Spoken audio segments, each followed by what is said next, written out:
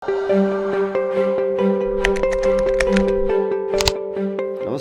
म बिपिन कार्की कलाकार।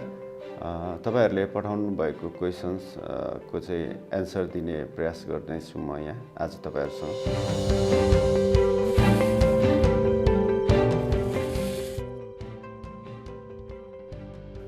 तपाईको एक्टर डिरेक्टर इन्स्पिरेसन को हो भन्नुभएको छ एक नम्बरमा। मेरो चाहिँ मैले धेरै पटक पनि भन्दै आएको कुरा हो। मलाई हरिवंश आचार्य एकदमै सानै बच्चै बेलादेखि मनपर्ने मेरो एक्टर हुनुहुन्छ नेपालमा।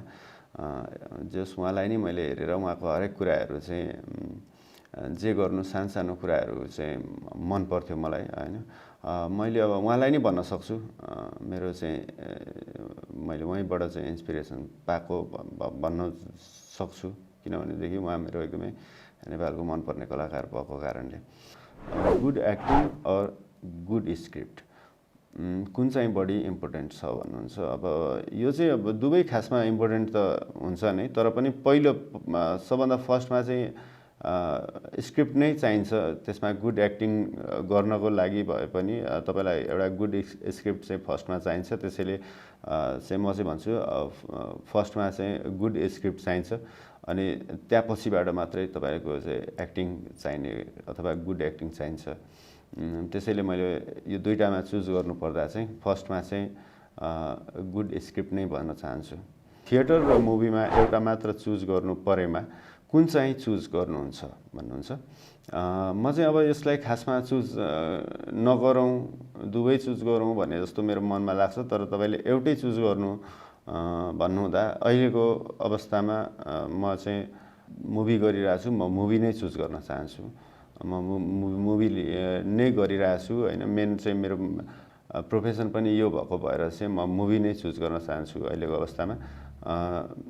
अरु बेला चाहिँ मैले थिएटर चुज गर्थेँ, आज चाहिँ म मुभी चुज गरेँ। तपाई हरेक मुभीमा डिफ्रेन्ट भोइस किन युज गर्नुहुन्छ भन्नुहुन्छ। हैन मैले गर्दा नभएको र खासमा भोइस त म खासमा युज गर्दिनँ, टोन चाहिँ युज गर्न खोज्छु हैन। मैले गर्ने अलिकति डिफ्रेन्ट गर्न खोज्ने हरेक मुभीमा चाहिँ म टोन चाहिँ डिफ्रेन्ट गर्न खोजेको हुन्छु। म यही कुरामा पनि विश्वास राख्छु कि क्यारेक्टरहरू हरेक मुभीको क्यारेक्टरहरू फरक नै हुन् अथवादेखि फरक नै हुन्छ। मैले गरे पनि मैले एउटा मुभी र अर्को मुभीमा गरेको क्यारेक्टरहरू त्यो चाहिँ अर्कै मान्छेहरू हो भन्ने कुरामा म विश्वास राख्छु। र मैले गर्न चाहन्छु पनि त्यस्तै नै गर्न चाहन्छु कि त्यो भन्दा अथवादेखि भिन्न अथवा त्यो भन्दा डिफ्रेन्ट कसरी गर्न सकिन्छ भनेर नै मेरो कोसिस पनि ट्राई पनि म त्यसरी नै गरिरहेको हुन्छु। पहिलोपल्ट हार्ट ब्रेक कहिले भएको थियो दाइको भन्नुभएको छ उहाँले हैन। अनि यो त मेरो त अब हार्ट ब्रेक त नि भएको छैन। ब्रेक भएको भएदेखि त म अहिले तपाईहरुसँग अगाडि हुँदैन थिएँ हैन। मेरो त्यस्तो भएको छैन।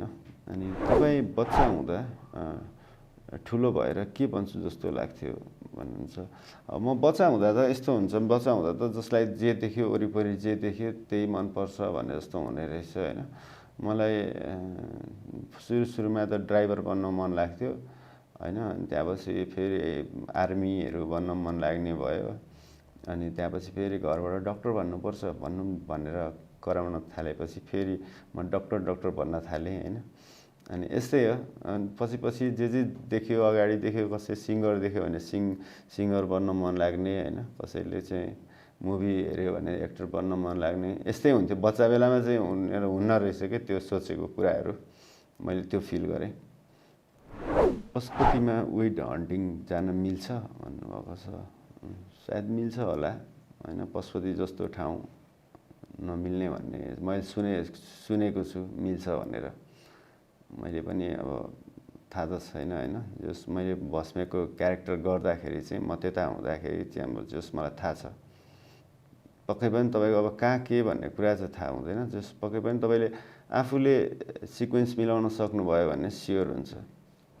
दाइ तपाई मिलन च्याम्प्सको ठाउँमा भएको भए अनि यो प्रनेसले तपाईको मुभीमा ब्याड रिभ्यू दिएको भए के गर्नुहुन्थ्यो। म केही पनि गर्दिनँ थिएँ। म खासमा अब यो रिभ्यू गर्नेलाई केही गर्ने हुँदैन जस्तो लाग्छ मलाई होइन। त्यो चाहिँ पाइन्छ होइन, रिभ्यू गर्नलाई अरूहरूमा पनि मैले गरिराखेको देखेको हुन्छु होइन। अब सीमित कुराहरूले उडाउन पनि पाउँछ प्रोग्रामको फर्मेट हेरेर। अनि यो खासै मलाई यसमा ठुलो कुरा लाग्दैन, किनभनेदेखि मैले चाहिँ गरेको कुराकै चाहिँ रिभ्यू गरेको हो होइन। यो राम्रै तरिकाबाट हेर्छु म चाहिँ। म भएको भए जेल पठाउँदिनँ थिएँ। नेपाली मुभी इन्डस्ट्रीको महानायक को होला? मलाई त तपाईँ नै हो जस्तो लाग्छ। म चाहिँ होइन होइन, तपाईँले त्यत्तिकै मलाई दिनुभएको जस्तो लाग्यो होइन। तपाईँलाई पनि लाग्दैन होला त्यो चाहिँ। तर खासमा अब महानायक को हो भनेर हामीले यो डिस्कस गर्नुपर्छ जस्तो लाग्दैन मलाई। महानायक त राजेश हमाल हो भनेर सारा डिबेट भइरहेको अवस्थामा होइन, सारा जनताले उहाँलाई चाहिँ एक्सेप्ट गरिरहेको अवस्थामा उहाँ नै हो भन्न चाहन्छु म चाहिँ। अनि why is Kollywood so far behind Bollywood भन्नुभएको छ। अब यसमा विभिन्न धेरै कुराहरू छ जस्तो लाग्छ मलाई। एउटा मात्रै कुराहरूले चाहिँ कहिले हुँदैन। र सर्वप्रथम म एउटै कुरा भन्नुपर्दा चाहिँ ठाउँ र क्षेत्र व्यापारकै हिसाबले म भन्न चाहन्छु। त्यसैले चाहिँ त्यो एकदम ठुलो ठाउँ, ठुलो मान्छे, ठुलो मासमा जाने कुरा हो र हाम्रो चाहिँ एकदम सानो सीमित परिधिमा, सीमित स्रोत साधनमा गरेको भएर त्यस्तो भएको हो। नेपाली एक्टर भएर लाइफ सस्टेन्स गर्न कतिको सजिलो वा गाह्रो छ इकोनोमिकल्ली एन्ड सोसियल्ली भन्नुभएको छ होइन। अब सोसियली त सजिलै छ, त्यसमा खासै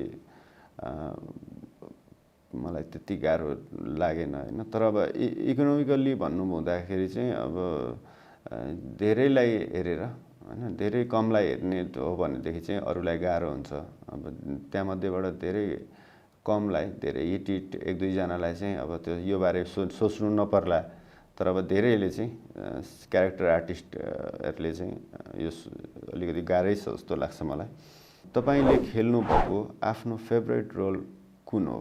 मलाई चाहिँ अहिले फिल्महरूमा देखिएकोहरूमा प्रसादको क्यारेक्टर मैले अघि भनेको थिएँ। प्रसादको क्यारेक्टर पनि वान अफ द मेरो बेस्ट क्यारेक्टर नै हो र मलाई जात्राको क्यारेक्टर पनि एकदमै राम्रो क्यारेक्टर अथवा बेस्ट क्यारेक्टर सम्झिने क्यारेक्टर लाग्छ मलाई मैले खेलेकोमा। दाइ माया भनेको के हो अरे? माया भनेको त यही होला नि, तपाईँले मलाई गर्ने, मैले तपाईँलाई गर्ने होइन, यस्तै खालको। तपाईँले मलाई फिल्म यस्तो रोल खेल्नुहुन्छ, मलाई मन पराउनुहुन्छ, मैले खेलेको रोलहरू यही होइन, एक्जाम्पल यही हो नि। तपाईँले आफ्नो बारेमा 3टा चिज चेन्ज गर्न पाउनु भएको भए के चेन्ज गर्नुहुन्छ भन्नुहोस्?